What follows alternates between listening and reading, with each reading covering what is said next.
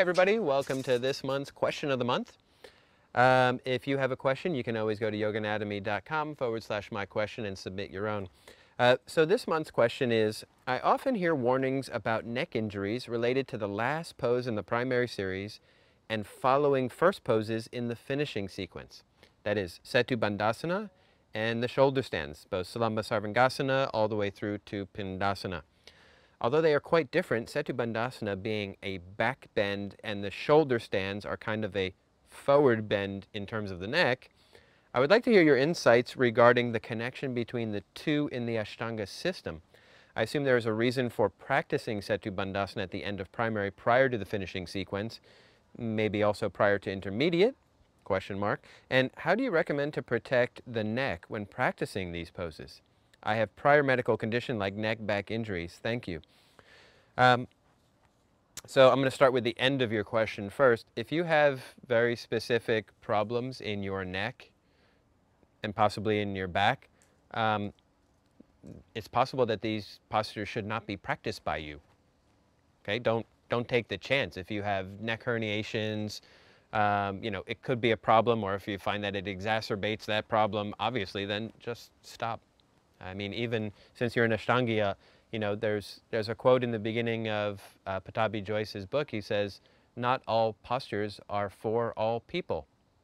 So it implies that it's not that you have to do every single posture in that particular exact way. You always have to individualize it to whatever degree necessary. The idea is basically you modify as little as possible and as much as necessary. Okay. So we can talk about it more generally. So if you have medical issues, just don't do it.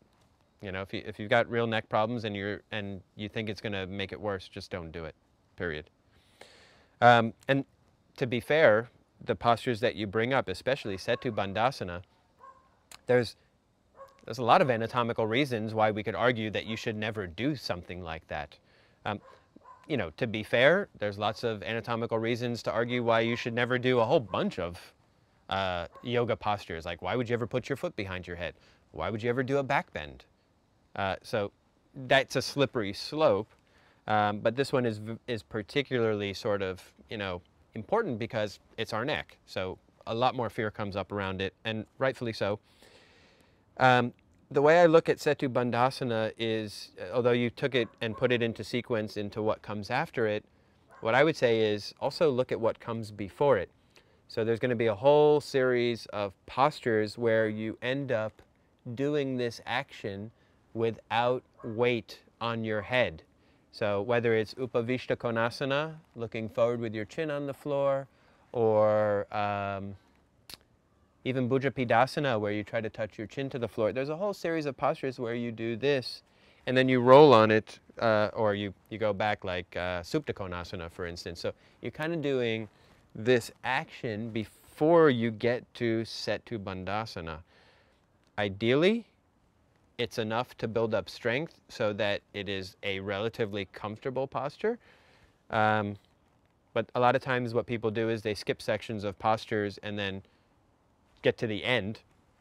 For Setu Bandhasana, I would suggest not doing that. If you skip a whole bunch of postures prior to it, then you might as well skip Setu Bandhasana as well, because it is precarious on the neck, etc. You asked a really good question about how it relates to intermediate. Although it's not to the very end of intermediate, there's a group of 7 headstands where your body weight is going through your head, which is not typical for headstand. Headstand is really forearm balance with your head lightly touching. But there's also the headstands that are coming before that where the weight is definitely directly on your head. So it's assumed, we could say, that prior to that you have built up the strength to do that. Okay? And in terms of bringing it back, Setu Bandhasana relative to Salamba Sarvangasana, Halasana, Pindasana, etc., there's oftentimes in yoga practices this sort of back and forth, forward and back, or side and side, or twist to the right, twist to the left. That is just generally about maintaining some balance between moving in all directions. So I hope that answers your question. If not, shoot me another email. Anybody else, if you have a question, by all means, go to yoganatomy.com/myquestion and submit your own question.